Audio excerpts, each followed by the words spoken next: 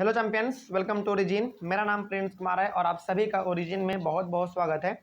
इस video lecture के through हम स्टार्ट करने वाले हैं अपने क्लास 12th के इकोनॉमिक्स को, और इसका जो बुक है उसका नाम है इंडियन इकोनॉमिक डेवलपमेंट।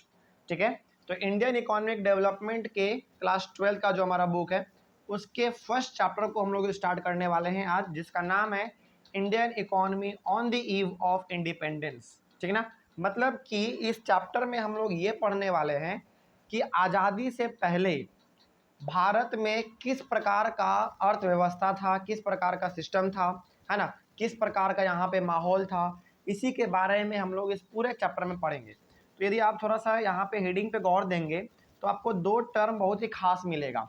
पहला इकोनॉमी, इंडियन तो समझते हैं कि जो इंडिया है, इंडिया का है वो इंडियन हो गया, है ना। तो दो टर्म आपको यहाँ पे मिलेगा, पहला एक इकोनॉमी और दूसरा ईव। इकोनॉमी को अभी हम लोग समझेंगे, ईव को समझ लेते हैं। ईव का यदि शुद्ध हिंदी रूप देखा जाए तो इसका मतलब होता है पूर्व संध्या। पूर्व संध्या का मतलब यहाँ पे इस सेंटेंस के अकॉर्डिंग ये हो गया कि इंडिपेंडेंस यानी कि आज़ादी के पहले हम लोग को जब आज़ादी मिला तो हम लोग को मालूम है कि 15 अगस्त 1947 को आज़ादी हम लोग को मिल गया, लेकिन इसके पहले का क्या सिस्टम था भारत में, किस प्रकार से यहाँ पे सिस्टम चलाया जाता था, किस प्रकार का यहाँ पे अर्थव्यवस्था था, इसी के बारे में आज हम लोग पढ़ेंगे।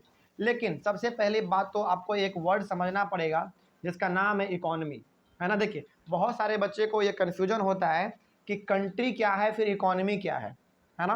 कंट्री और इकोनॉमी में उनको डिफरेंस मालूम नहीं होता है, जिसके कारण वो छोटे से मिस्टेक कर देते हैं हर जगह पे लगभग, है ना। तो सबसे पहले आपको यहाँ पे ये मालूम होना चाहिए कि कंट्री क्या है और इकोनॉमी क्या है।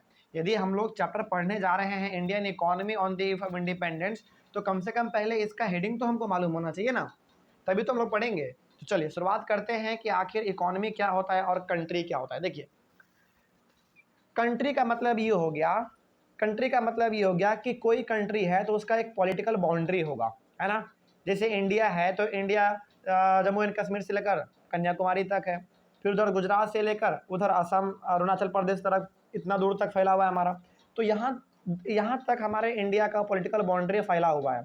तो ये हो गया हमारा कंट्री, यानी कि कंट्री का ना फिक्स एरिया होता है, फिक्स एरिया होता है। जैसे कन्याकुमारी से जम्मू कश्मीर से कन्याकुमारी, फिर गुजरात से लेकर अरुणाचल प्रदेश, यहाँ तक हमारा दायरा फैला हुआ है इंडिया का।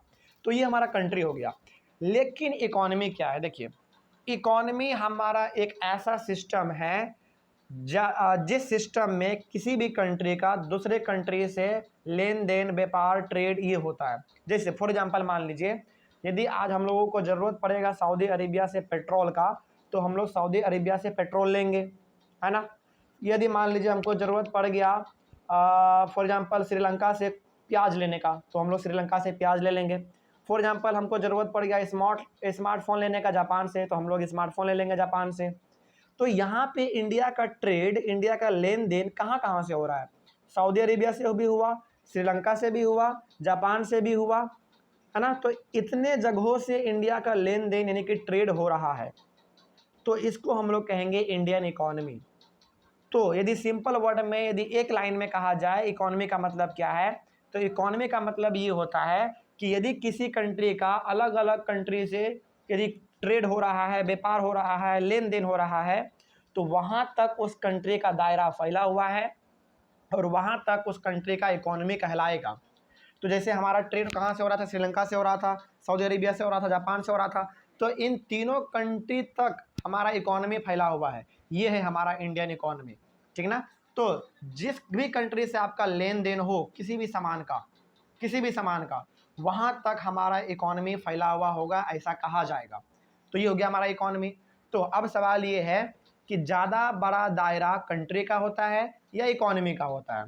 ऑब्वियस ही बात है इकोनॉमी का होगा, क्योंकि कंट्री का तो एक पॉलिटिकल बाउंड्री होता है, एकदम फिक्स होता है वो। लेकिन कभी भी इकोनॉमी का दायरा फिक्स नहीं है।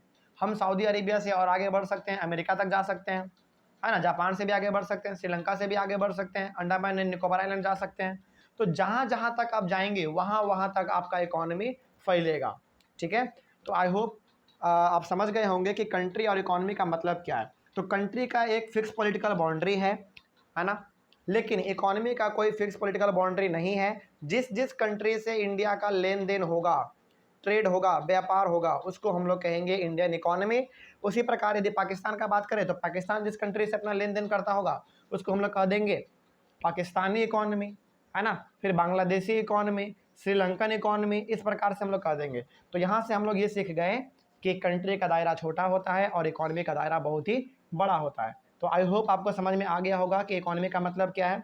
तो इस चैप्टर में और आने वाले बाकी चैप्टर में भी कहीं पे भी प्रैक्टिकल लाइफ में भी यदि इंडियन इकोनॉमी का जिक्र हो रहा है, इंडियन इकोनॉमी शब्द का यदि जिक्र हो रहा है, तो आप समझ जाइएगा कि अच्छा ये बात कर रहा है इंडिया के साथ उस कंट्री का जिस कंट्री से इंडिया का लेन देन, ट्रेड, व्यापार ये सब हो रहा है ना। तो आई होप आपको इकोनॉमी का मतलब समझ में आ गया होगा।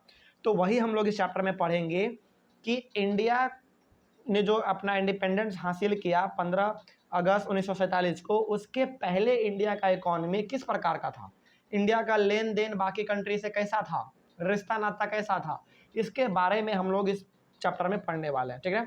चलिए, तो आई होप मैंने अपना बेस्ट दिया है, आपको समझ में आया होगा, ठीक ना। चलिए, यदि कोई भी डाउट हो तो आप कमेंट करके पूछ लीजिएगा। चलिए, आज हम लोग अपना इस चैप्टर का थोड़ा सा कुछ इंट्रोडक्शन ले लेते हैं ताकि हमारा जो चैप्टर है बिल्कुल अच्छी तरीके से समझ में आ जाए। चलिए, पहले क्या लिखा हुआ देखिए, India finally von it's independence on 15 अगस्त 1947। ये तो किसको नहीं मालूम है भाई, ये सभी को मालूम है कि इंडिया ने अपना आज़ादी हासिल किया 15 अगस्त 1947 को, ठीक ना। चलिए, the sole purpose of the British colonial rule. अच्छा, एक बात और, कॉलोनियल रूल का मतलब क्या होता है। देखिए, ब्रिटिश जो है ना इंडिया में कॉलोनी बना बना के रूल करते थे। जैसे मान लीजिए यदि बिहार है हमारा, तो बिहार में अलग अलग जगह है, जैसे मान लीजिए भागलपुर हो गया हमारा, है ना, मुजफ्फरपुर हो गया, पटना हो गया, सुपौल हो गया, सहरसा हो गया, ये बिहार के अलग अलग जगह हैं। तो ब्रिटिश क्या करते थे, देखिए बिहार है, चलो भाई तुम इसको रूल करो, तुम बिहार में कंट्रोल करो। मुजफ्फरपुर है, तुम मुजफ्फरपुर पे कंट्रोल करो, है ना। यानी कि अंग्रेज अपने ही आदमी को कहता था कि तुमको ये जगह दे दिया गया है, तुम उसको रूल करो। तो इस प्रकार से क्या था ना, एक कॉलोनी बन गया था, यानी कि हर एक अलग अलग कॉलोनी है और अलग अलग जगहों पे राज किया जा रहा है।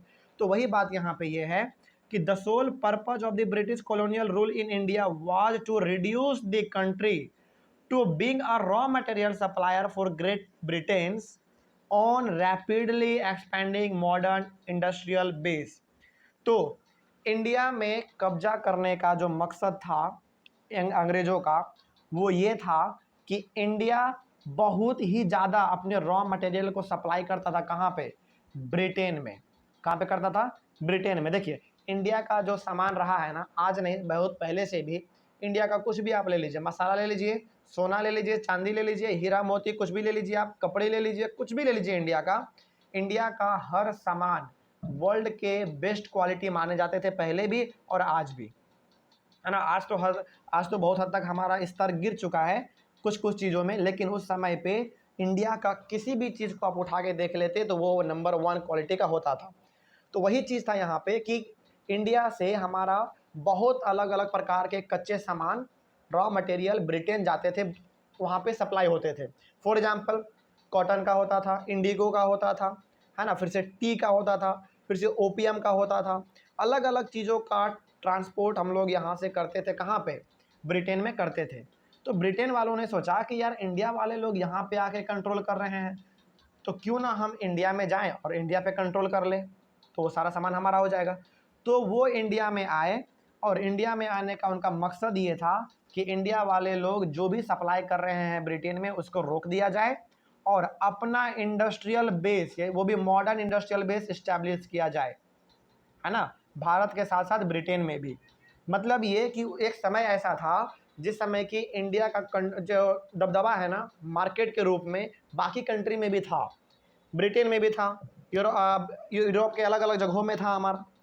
तो यहाँ पे ब्रिटेन वाले लोगों को लगा कि यार इंडिया जब हमारे कंट्री में आके ये सामान बेच रहा है, तो क्यों ना हम इंडिया में जाके उसके सामानों को खरीद के दोबारा अपने कंट्री में ला के बेचें, तो ज़्यादा प्रॉफिट होगा। तो वही लोग किए यहाँ पे कि वो लोग भारत आए और भारत से जो भी एक्सपोर्ट हो रहा था ये उन्होंने रोक दिया और अपना जो मॉडर्न इंडस्ट्रियल बेस था, यानी कि फैक्ट्री लगाना, बड़े बड़े कारखाने लगाना, ये इस पर उन्होंने काम किया।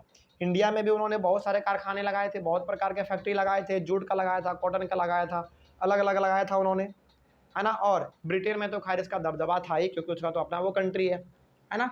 तो यहाँ पे आप इंट्रोडक्शन में ये समझ गए कि ब्रिटेन वालों का ये मकसद था कि इंडिया से जो एक्सपोर्ट हो रहा है, जो एक्सपोर्ट होकर ब्रिटेन जा रहा है, उसको रोका जाए और अपना पावर यहाँ पे इस्टेब्लिश किया जाए। इंडिया में भी, इंडिया के साथ साथ ब्रिटेन में तो उसका पावर था ही।